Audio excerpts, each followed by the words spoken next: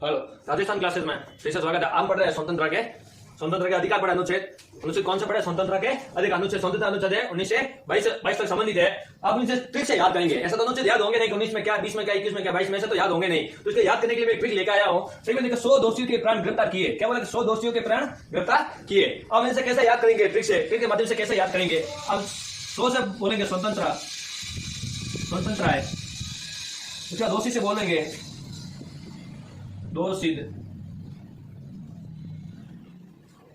के विरोध। उसके बाद प्राण से बोलेंगे प्राण एवं दैनिक अधिकार। उसके बाद गिरफ्तारी से बोलेंगे गिरफ्तारी एवं गिरफ्तारी नजरबंदी से संबंधित है, ये अधिकार है। देखो, ये हो गया 19, ये हो गया 20, ये हो गया 21 और ये हो गया 22। अब देखो, ये 22 अनुच्छेद है। इनसे याद करने का 100 दोषियों के प्राण गिरफ्तार किए। 100 से याद करेंगे स्वतंत्र, जो अनुच्छेद 19 से स्वतंत्र कितने प्रकार के? 6 प्रकार की दी गई है। उसके बाद दोषी से दोषित क्या? दोषित के विरोध संरक्षण, इससे दोषित से संरक्षण, दोषित के विरोध संरक्षण। उसके बाद प्राण एवं दैनिक अधिकार। उसके बाद गिरफ्तारी नजरबंदी या निवारण उसके अधिकार। ये है, हम अब पढ़ेंगे, एक अनुच्छेद को पढ़ेंगे, एक करके पढ़ेंगे इनको। ये बार ये ट्रिक उतार लीजिए। अब पढ़ेंगे अनुच्छेद पढ़ेंगे 19। हम कैसे इन ट्रिक को देखते हैं, उनके माध्यम से पढ़ेंगे, ट्रिक को देखते हुए पढ़ेंगे। अनुच्छेद 19 में क्या बोला है? कितने प्रकार की स्वतंत्रता भारतीय नागरिकों को दी गई है? 6 प्रकार की। कितने स्वतंत्र है? स्वतंत्र है का स्वतंत्र ऐसा बोला, स्वतंत्र का अधिकार, स्वतंत्र का अधिकार, स्वतंत्र का अधिकार। कितने स्वतंत्र का अधिकार है? 6 अधिकार है। कितने अधिकार है? 6 अधिकार है। भारतीय नागरिकों को कितने अधिकार है? 6। ये केवल और केवल किसके लिए? भारतीय नागरिकों के लिए। केवल भारतीय नागरिकों के लिए। जो अनुच्छेद 19 में उनमें केवल भारतीय नागरिकों के लिए कितने अधिकार है? 6 अधिकार। कौन कौन से 6 अधिकार है? मैं आपको एक बार दिखा देता हूं। पहला है अभिव्यक्ति की स्वतंत्रता। लैंड करता जाओ। अभिव्यक्ति की स्वतंत्रता। फर्स्ट है अभिव्यक्ति की स्वतंत्रता। उसके बाद में सेकंड है प्रेस या मीडिया की स्वतंत्रता, प्रेस या मीडिया की स्वतंत्रता। उसके बाद में थर्ड है कि राष्ट्रीय ध्वज फहराने की स्वतंत्रता। उसके बाद में इंटरनेट की स्वतंत्रता, उसके बाद निशस्त्र व शांतिपूर्ण क्या? मीटिंग। निशस्त्र व शांतिपूर्ण सम्मेलन या मीटिंग। उसके बाद में 5वां में संगठन करना या समिति का निर्माण करना। संघ या समिति का निर्माण या गठन। उसके बाद में 6ठा है, अब कहीं पर पूरा इंडिया कहीं पर घूम सकते हैं और रहना, कहीं भी रह सकते हैं, रहना और घूमना। 6 प्रकार की स्वतंत्रता है। लेकिन इसमें हड़ताल करने की स्वतंत्रता नहीं दी गई। इसमें निशस्त्र और शांतिपूर्ण सम्मेलन तो कर सकते हैं, वह हड़ताल नहीं कर सकते। हड़ताल की स्वतंत्रता नहीं दी गई। इसमें अनुच्छेद 19 में कितने हैं? अनुच्छेद है 2 है, 2 अनुच्छेद है। 2 में फर्स्ट में अनुच्छेद जी तक है। अनुच्छेद 1 A B C D E F ऐसे जी है। अनुच्छेद 19 2 में स्वतंत्रता पर युक्तियों पर प्रतिबंध है। मैंने ऐसे जो स्वतंत्र पर क्या प्रतिबंध है? प्रतिबंध कैसे? जैसे हड़ताल करने, हड़ताल नहीं कर सकते आप। क्या इसमें हड़ताल का वर्णन नहीं करेगा? ये अनुच्छेद क्या? 19 है। 6 प्रकार के अधिकार दिए गए। और अनुच्छेद पढ़ेंगे हम 20। इनको एक बार लिख लो, कौन कौन से अधिकार है? 6। अब अनुच्छेद पढ़ेंगे अनुच्छेद 20 दोषी के विरोध संरक्षण। अब ये तो हो गया 19वां। 100 से 19वां दोषी से कर लोगे। दोषी के विरोध संरक्षण। दोषी के विरोध संरक्षण इसमें वो क्या बोला है? अगर जो जिस समय जो कार्य किया, उसके लिए एक दंड दिया। जो ने अपराध किया है उनके लिए क्या एक ही दंड दिया जाएगा। जो जिस समय कार्य किया, जिस समय वो दंड निर्धारित किया, उसको वही दंड दिया जाएगा।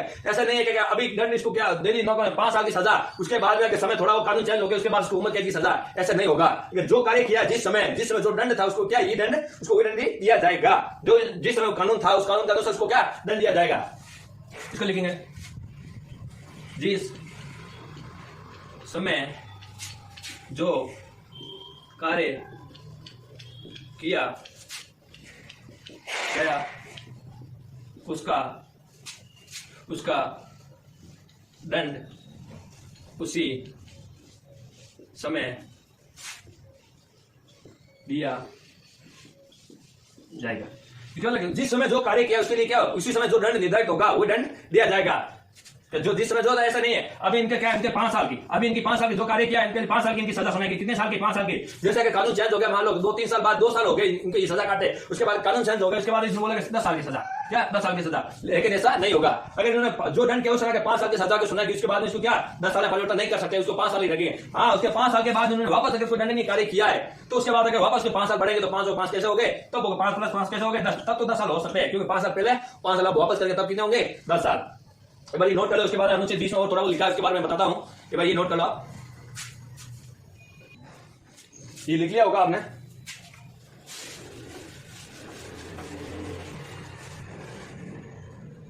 इसमें लिखा है एक कार्य के लिए एक ही दंड दिया जाएगा, 2 नहीं। अगर एक कार्य किया उनको लिए तो एक ही दंड दिया जाएगा। अगर एक कार्य उन्होंने गलत किया तो उसके लिए 2 दंड नहीं दिए जाएंगे। क्या जो इनके एक कार्य उनके एक कार्य के लिए कितना दंड दिए जाएंगे? 1 दंड दिए जाएंगे उनको, सर उनके 2 नहीं। ऐसा नहीं इन्होंने गलत कार्य तो एक किया उनको 2 बार सजा मिलेगी, 2 बार सजा नहीं। इन्होंने एक गलत कार्य के लिए कितने एक सजा ही मिलेंगे। इनमें न्यायिक क्या न्यायिक दंड की बात की गई, इसमें प्रशासनिक दंड नहीं की, इसमें बोले न्यायिक दंड की बात की है, न्याय दंड की बात की है। प्रशासनिक इसे प्रशासनिक दंड की इसे प्रशासनिक दंड की बात नहीं की है। इसमें क्या बोला? न्यायिक दंड की बात बोले, इसमें न्यायिक दंड की बोले प्रशासनिक आधार पर नहीं दे, इसके न्याय के आधार पर दंड दे सकते हो, बल्कि प्रशासन के आधार पर इसको दंड नहीं दे सकते हो। और एक कार्य के लिए एक बार ही दंड दिया जाएगा, बार बार नहीं। ऐसा नहीं कोई व्यक्ति अगर एक कार्य करे उसके लिए 2 दंड नहीं जाएगा। अगर कोई भी व्यक्ति इसमें बोला क्या स्वयं अपने स्वयं के जो व्यक्ति के दंड जो कार्य किया जिन्होंने वो खुद अपना खुद गवाही नहीं बन सकता, खुद के कार्य के लिए क्या खुद गवाह नहीं बन सकता है। ऐसा नहीं है कि उन्होंने खुद ने कार्य गलत किया उसके लिए क्या खुद ही बन जाए क्या गवाह, ऐसा नहीं होगा। ऐसा क्या नहीं होगा। अगर उन्होंने कार्य किया वो अपना अलग वकील लग सकता है, खुद के विरोध वो अपना गवाही नहीं दे सकता है। जैसे कि मान लो कि मैंने कुछ कार्य किया उसके बाद मेरे को सजा हो गई, मैं सजा के मैं अपने खुद के खिलाफ कोर्ट में क्या गवाही नहीं दे सकता, मैं खुद गवाह नहीं बन सकता हूं। ये दे रखे हैं अनुच्छेद 20 में दे रखे हैं। अनुच्छेद आप पढ़ेंगे 21 और 22, 2 पीछे बचे हैं, एक बार नोट कर लो आप। अनुच्छेद 21 से बोला प्राण एवं दैनिक स्वतंत्रता का अधिकार। प्राण एवं दैनिक स्वतंत्रता का अधिकार इसका अर्थ क्या है? जीवन जीने का अधिकार। इसका अधिकार मतलब क्या होता है? जीवन जीने का अधिकार। जीवन जीने का अधिकार। क्या? जीवन जीने का अधिकार जो विधि द्वारा स्थापित प्रक्रिया के माध्यम से क्या विधि द्वारा स्थापित प्रक्रिया के माध्यम से क्या इसको प्राण दैनिक जीवन जीने का अधिकार। अनुच्छेद 21 प्राण एवं दैनिक स्वतंत्रता का अधिकार है। इसका अर्थ होता है जीवन जीने का अधिकार। जीवन जीने का अधिकार। जीवन जीने का अधिकार इसमें क्या विधि द्वारा स्थापित जो प्रक्रिया के माध्यम से जीवन जीने का अधिकार से आप वंचित नहीं कर सकते। जो विधि द्वारा स्थापित प्रक्रिया है उसके माध्यम से आप जीवन जीने का अधिकार से क्या किसी व्यक्ति को क्या वंचित नहीं कर सकते। कैसे कैसे? स्वतंत्र का अधिकार है, घूमने का अधिकार है, घूमने का विदेश जाने का अधिकार है, कहीं पर भारत में किसी जगह पर रहने का अधिकार है, इच्छा मृत्यु दंड है। मतलब कोई कई सालों से क्या उसको पीड़ित है, अब उनको क्या उनको मौत नहीं आ रही, कई सालों से बीमार है हॉस्पिटल वगैरह, तो क्या इच्छा मृत्यु ले सकते हैं, अधिकार है उनको, इच्छा मृत्यु का भी है। उसके बाद गहरी नींद लेने का है। ऐसा अनेक प्रकार के क्या उनको पास क्या जीवन जीने के जो अधिकार होते हैं, जीवन जीने के उनके पास क्या जीवन जीने के इस प्रकार के अधिकार है। ये आप कर ले जीवन जीने का अधिकार है। अनुच्छेद 21 है और अनुच्छेद रहा है 22 में गिरफ्तारी और नजरबंदी से संबंधित है। इसका नहीं लिखो जीवन जीने का अधिकार। कौन कौन से जीवन जीने का अधिकार आपको पता है? स्वतंत्र का अधिकार है, कहीं घूम सकते हैं, कहीं रह सकते हैं, विदेश जा सकते हैं, इच्छा मृत्यु है, कहीं निःशुल्क स्वास्थ्य संबंधी वगैरह जितनी भी जो स्वतंत्रता होती है आपको गवर्नमेंट की तरफ से दी जाती है, लगभग वो सब के दैनिक जीवन में जो हमारे काम आती है उस सब क्या है दैनिक जीवन से उसको वंचित नहीं कर सकते। इसलिए वो जीवन जीने के क्या है अधिकारों में संबंधित है। अनुच्छेद 22 है गिरफ्तारी व निवारक नजरबंदी से संरक्षण। ये गिरफ्तारी और नजरबंदी से संरक्षण इसका अर्थ क्या होगा? अब इसके ये नहीं कि मनमाने से आपको गिरफ्तार नहीं कर सकते। कोई अगर पुलिस प्रशासन क्या मनमाने से गिरफ्तार किसी को नहीं कर सकते। हाँ, शक के आधार पर गिरफ्तार कर सकती है, शक के आधार पर क्या गिरफ्तार कर सकती है आपको, लेकिन ये नहीं आपने मन माना कि कोई भी चल रहा है रोड पर कहीं पर घर पर जाके गिरफ्तार नहीं कर सकते हैं। मन माने अपने मन माने से पुलिस प्रशासन क्या किसी को गिरफ्तार नहीं। अगर मान लो किसी के ऊपर शक है तो शक के आधार पर जरूर गिरफ्तार कर, तो शक के आधार पर गिरफ्तार करें। उनको ज्यादा से ज्यादा कहा कितने 3 महीने तक जेल के अंदर रखेंगे, तो 3 महीने तक जेल के अंदर तो रखेंगे 3 महीने तक, लेकिन उनको क्या 24 घंटे के अंदर उनको क्या कोर्ट में पेश करना पड़ेगा। 24 घंटे के अंदर जो भी उन्होंने गिरफ्तार जिसको किया है उनको 24 घंटे के अंदर क्या जो भी होगा उनको क्या गिरफ्तार किया वो व्यक्ति को क्या कोर्ट में पेश करने पड़ेंगे। अगर बाई चांस हो लोग उन्होंने 3 महीने से अधिक रखना होगा, उनको 3 महीने के अंदर अधिक रखना जेल के अंदर, तो क्या होंगे उनके बाद क्या हाईकोर्ट के जो मुख्य न्यायाधीश होंगे वो एक समिति का गठन करेंगे। उस समिति के गठन के बाद में जो भी उनके न्यायाधीश और बैठेंगे 2-3, उनके न्यायाधीश के बाद में जो भी उनका होगा निर्णय, उनके निर्णय के अनुसार क्या होगा आगे। और उनको लगेगा हाँ रखना है तो समिति द्वारा बाद उसको और टाइमिंग बढ़ा देंगे। उनको लगेगा समिति जो गठन की न्यायाधीश मुख्य न्यायाधीश के अध्यक्षता में उनको लगेगा ये नहीं रखना है, उनको बाद क्या उनको छूट दे देंगे, उनके बाद उनको वापस रिहा कर दिया जाएगा। हम इनसे संबंधी लिखेंगे कौन कौन से क्या है ये बारी। इसी जगह मनमाने तरीके से गिरफ्तारी नहीं।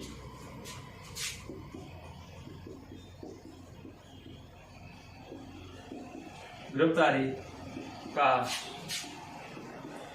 कारण बताना होगा। ये क्या मनमान तरीके से तो गिरफ्तार नहीं करता है, गिरफ्तारी का कारण बताना होगा। उसके बाद गिरफ्तार बाद में क्या मनपसंद वकील भी कर सकते हैं। क्या कर सकते हैं मनपसंद वकील, मनपसंद का वकील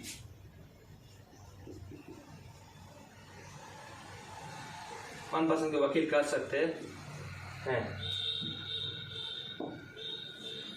अगर किसी को गिरफ्तार कर दिया तो उसके बाद क्या मनपसंद वो अपना वकील भी कर सकता है। एक बार इसको लिख लो, उसके बाद मैं इसको मिटा रहा हूं।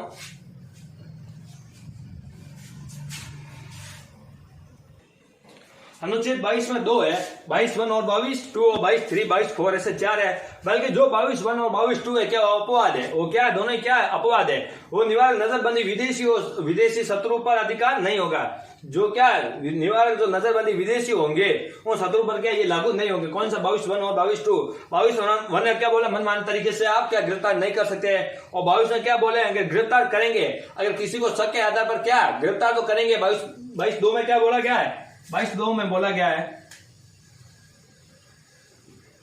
अगर किसी को अगर शक के आधार पर क्या किसी को अगर शक के आधार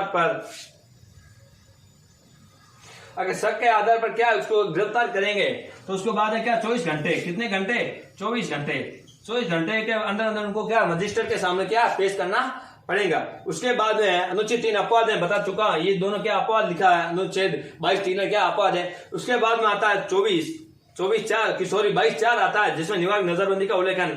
निवारक नजरबंदी ये कौन सा समर्थी सूची का क्या विषय, समर्थी सूची का क्या विषय, जिसमें केंद्र सरकार और राज्य सरकार दोनों क्या कानून बना सकती है। लेकिन अगर केंद्र सरकार और राज्य सरकार का कानून दोनों बनाती है, अगर दोनों वाद विवाद हो जाता है तो राज्य सरकार का कानून मान्यता ना होकर केंद्र सरकार का क्या कानून जो होगा उस पर क्या जाएगी मान्यता दी जाएगी। उसके बाद नजरबंदी जो शक के आधार पर जो नजरबंद होता है, इसमें शक के आधार पर कौन सा शक के आधार पर जो शक के आधार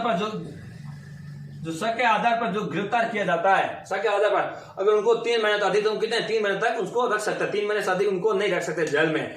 अगर 3 महीने तक जेल रखे उसके बाद उसको वापस और रखना न्यायिक, उसके बाद न्यायिक समिति का गठन करेंगे। अधिक रखना उनको 3 महीने तो न्यायिक समिति का क्या गठन करेंगे। जो न्यायिक समिति का गठन होगा उस न्यायिक समिति में अध्यक्ष कौन हो गए, जो हाईकोर्ट के कौन होते मुख्य न्यायाधीश होंगे। हाईकोर्ट के कौन हो गए, हाईकोर्ट के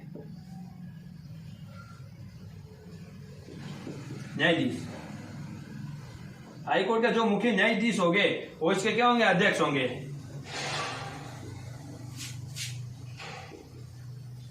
न्यायिक समिति के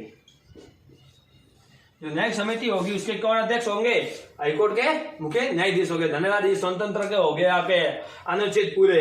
कल हम पढ़ेंगे आगे इसके वाले जो आगे 23, 24, 25 जो भी आगे अनुच्छेद आएंगे उसके बाद में आगे पढ़ेंगे। एक बार ये नोट कर लो आप, आज हम यहीं पढ़ेंगे इतनी तक 22 तक ही। धन्यवाद।